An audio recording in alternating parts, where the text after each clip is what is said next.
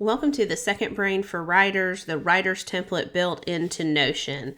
My name is Jessica Holland. I own Minimalist Paper Company over on Etsy. This is one of my highest reviewed and recommended items that I carry in my Etsy shop. And for 2024, I wanted to update it.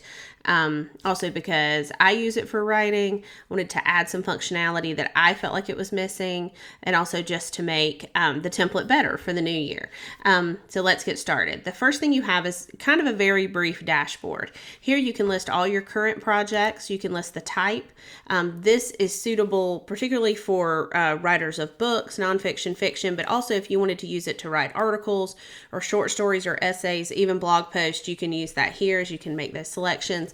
And if you're someone who just writes online for a variety of different things, then you can also track those here. Here we have a multitude of statuses for any project that you're in. You could be in research, outlining, revisions, multiple drafts, copy editing, proposal planning. You also have some complete buttons or things maybe are just ideas that you haven't started yet. Here you can put a brief summary, your word count goal, and your deadline for yourself. Next up is a writing and routine tracker. This writing and routine tracker is really customizable for you, but I have set it up in a way just to show you how you can use it. For instance, if you want to track every day of your year or every day that you write, you can go in here and click tags. You can designate something as a rest day. Maybe you're not going to write on this day. Or if you're doing research, outlining, revisions, whatever you're doing that day, you can create a tag for that. Also too, here in status, you can do the same. So if you wanted to even schedule out your day, in advance, if you wanted to maybe schedule out your week, go ahead and create these pages for each week. You can do that. You have a status of need to write, or it's a rest day. If you're in the middle of writing, maybe you write multiple times a day, you can change your status to in progress. And then here you can once you're complete for the day, you can put whatever complete status you have. If you've completed research or copy edits, or you wrote a chapter, or you wrote 1,000 words, whatever your goal is. Here you can track your routine. So for instance, I entered here a habit of a 3-hour writing block. If you're someone who does a 3-hour writing block, you can include that here. Or maybe if you just do a 1-hour writing block, you're just going to click on that, click the 6 little dots that'll appear, and you can change that. And you can just put a checkbox. That will allow you to check the box out without having to open this page. I'll show you that in just a second. Or if you're doing writing sprints, whatever you want to do. If you want to add more things you need to add to your writing routine, just go down here, click add a property, checkbox, and then you can add whatever routine item it is that you want to add. Once you've set up your routines, what you'll want to do is go here to your database, click these 3 dots, and go to properties. Properties are going to allow you to, is going to show what actually shows here. So anything that appears here with a darkened eye is going to appear here. And I'll show you how that works. So if we want that checkbox to appear there, we'll click the little eye and make sure it's darkened. If we don't, then it will have a little line through it. And then you can drag these around and put them in any order you want. The great thing about doing your writing routine this way is you don't have to open up the page I just opened. You can just go through every day and check off. So it may be, did I write for an hour? Did I write for 30 minutes? Did I write it all? Or did I write 1,000 words? Whatever your routine is. Next up, in the main part of this template, there are just 4 hubs. So there's this dashboard and there's 3 additional hubs. After that, we'll get into the project planner. I want to go through the main hubs first. So before you enter the project planner, which is going to be an actual individual project or novel planner, you can click on the idea and inspiration hub. Here I wanted to show you how to make your template aesthetic. This is a cover I created in Canva. These are actually photographs of my own. So you could go into Canva and you could create these, and depending on what you use in Canva, sometimes Canva's free, or sometimes you can get a free trial, or if you just want to embed a larger photo, you have, but these are photographs I took in various spots that I've put up here, and I think it's a great idea to make this template as aesthetic as you can. Next up, we have 2 templates. One is for resources. So As a writer, if you have resources you use, maybe books, articles, anything like that, you can put these here inside this template. This is a great place to store maybe articles you refer to all the time. I have an article I go to all the time for character development. You can list books, you can put notes, anything like that. Here, ideas and inspiration. So if you have a million ideas for things to write, for blog posts, articles, for books, you can write those here and store them and free up your brain space. Next up here, we just have a blank notes section. These are just going to be like this. They're empty. It's just for you to write down any notes you want to. Next up, we have a content tracker. I always like to quote Donna Tartt. She says that when she's writing, she reads books that inform the work. So if you're working on a project or you just have things that you like to read, here you can track the content of what you're reading, what you want to read. I just included a podcast and Bird by Bird by Anne Lamott that all writers should read. Then the new template we added this year was the query tracker. So if you're in the point that you have a finished manuscript, or a finished enough manuscript that you're going to start querying agents, I wanted to include this. This right now includes 2 databases.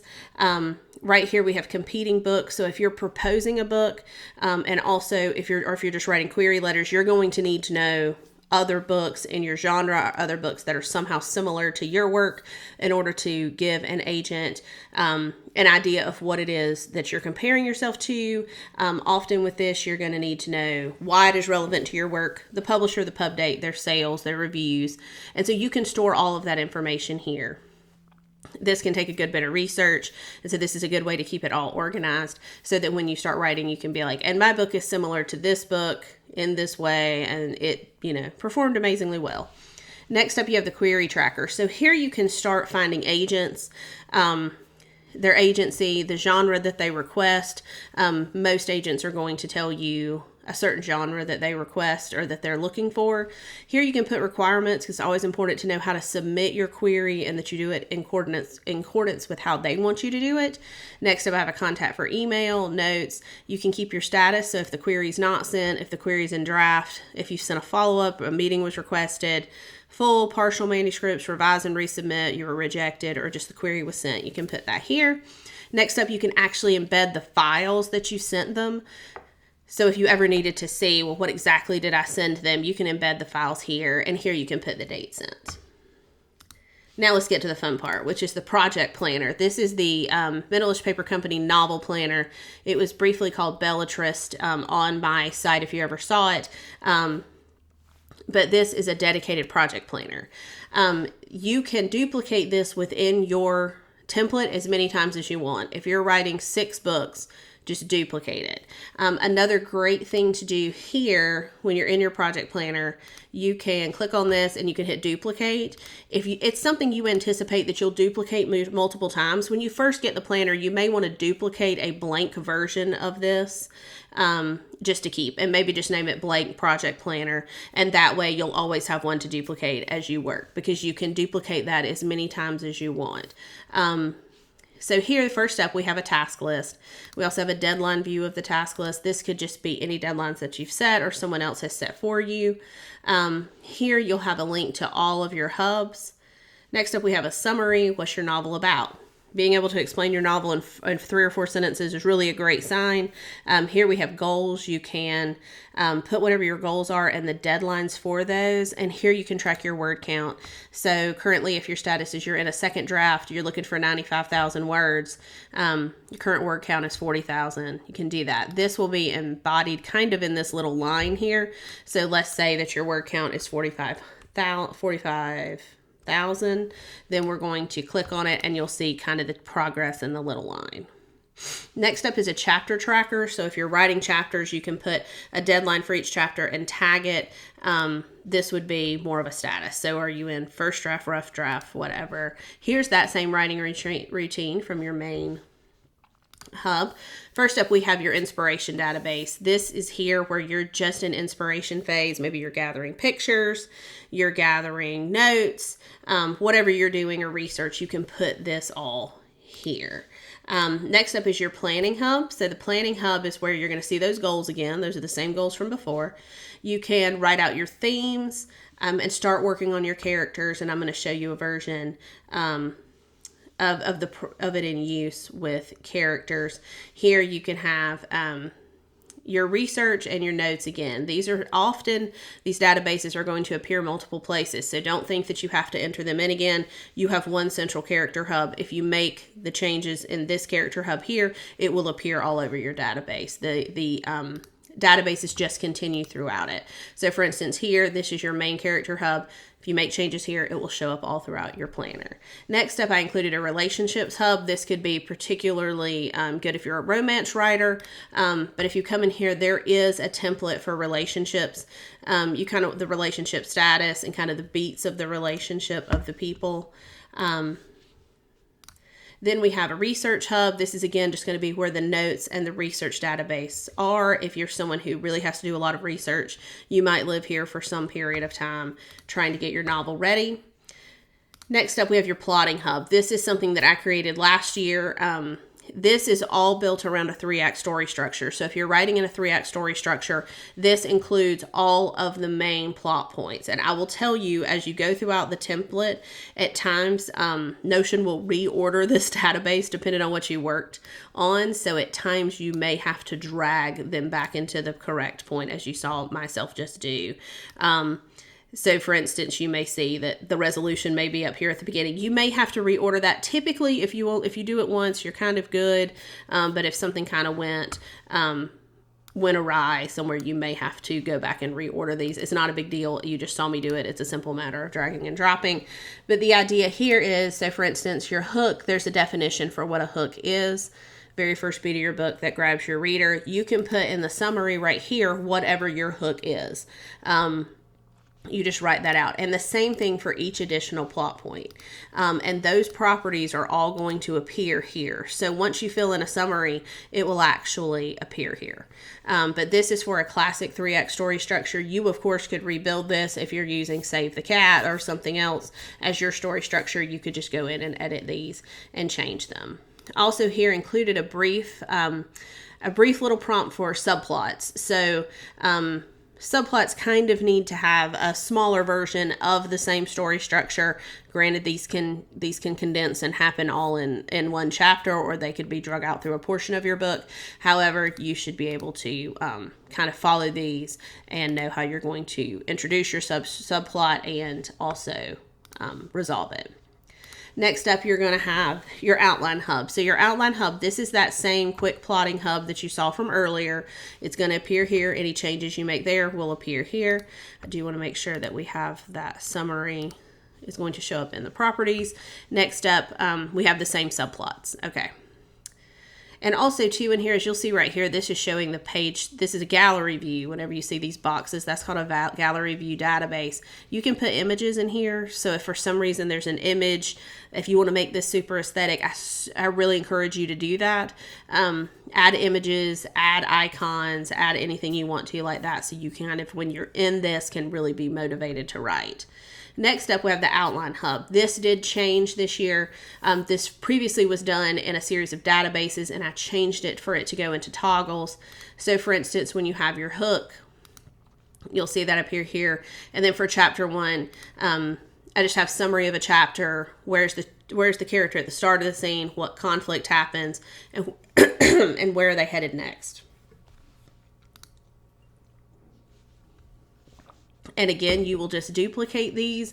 I think this is set up for you to have like 12 chapters. Obviously, you're probably going to have far more chapters than 12 chapters. You'll just duplicate these. So all you do is click the little 6 buttons and hit duplicate.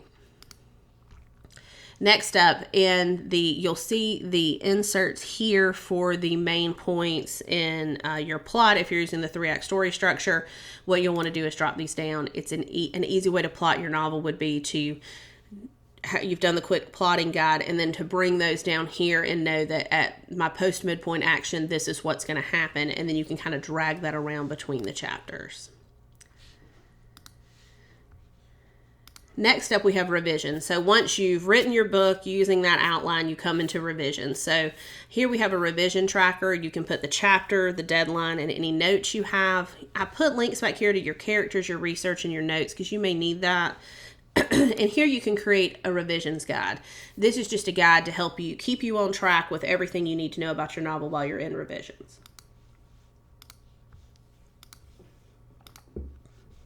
So you see these all drop down. You can list this out so you kind of know what to look for.